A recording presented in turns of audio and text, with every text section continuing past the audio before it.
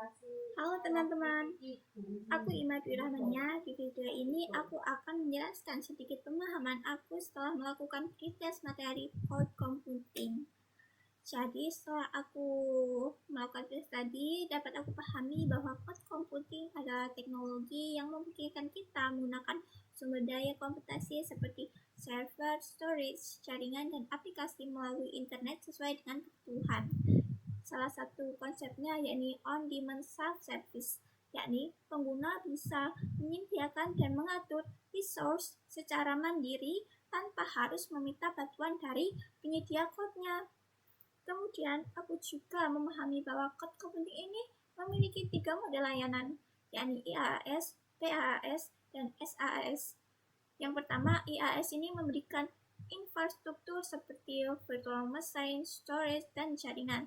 Yang kedua, PaaS ini lebih menyediakan platformnya dalam membantu pengembangan dalam aplikasi.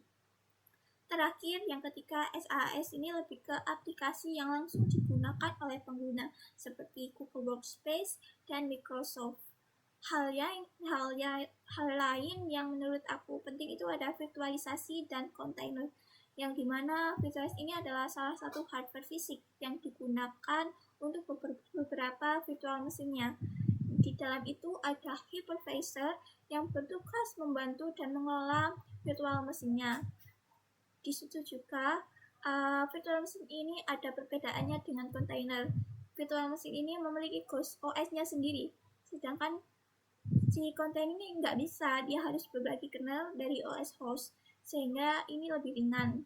Untuk pengolahan container yang membutuhkan data jumlah besar ini, teknologi yang digunakan adalah Kubernetes.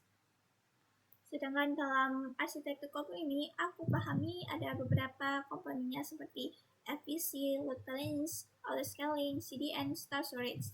Nah, load balance ini digunakan untuk berbagi traffic ke beberapa server, sedangkan auto scaling ini menambah atau mengatur resource sesuai kebutuhan kita. Terus untuk storage itu aku pahami ini seperti object storage-nya lebih cocok untuk data yang nggak terstruktur seperti foto, video, dan backup. Terus kalau browser ini lebih ke hard disk-nya, hard disk virtual yang digunakan oleh virtual machine. Dari sisi keamanan dan pengelolaan cloud ini dapat aku pahami bahwa IAM atau Identity and Access Management itu mengatur siapa yang boleh mengakses resource tertentu, jadi nggak sembarangan. Terus ada juga privilege, yakni pengguna itu hanya diberikan akses sesuai kebutuhan aja. Terus ada juga ketersediaan sistem, di mana konsep disaster recovery dan hack availability itu ada dalam menjaga ketersediaan sistem. Contohnya, dalam instant aplikasi ini dapat ditempatkan di beberapa available zone agar ketika salah satu lokasi mengalami gangguan, nah si lokasi lainnya tuh berjalan jadi gak keganggu. Terus ada RTO dan RPO.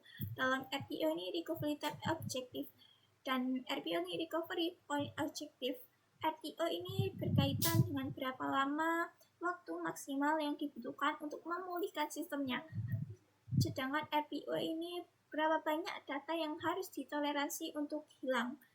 Jadi dari pembelajaran cloud computing ini itu tidak hanya memahami tentang istilah-istilah aja, tetapi juga bagaimana konsep tersebut saling berkaitan dan membangun sistem yang efisien, aman, stabil, dan tetap tersedia. Terus menurut saya cloud computing ini salah satu bidang yang penting untuk dipelajari karena teknologi saat ini semakin banyak bergantung pada layanan cloud, dan tentunya di sini saya juga masih harus banyak belajar tentang pemahaman cloud computing agar konsepnya itu bisa benar-benar nyantol. Terus mohon maaf apabila dalam pengucapan tadi ada yang salah kata. Sekian penjelasan dari saya. Terima kasih.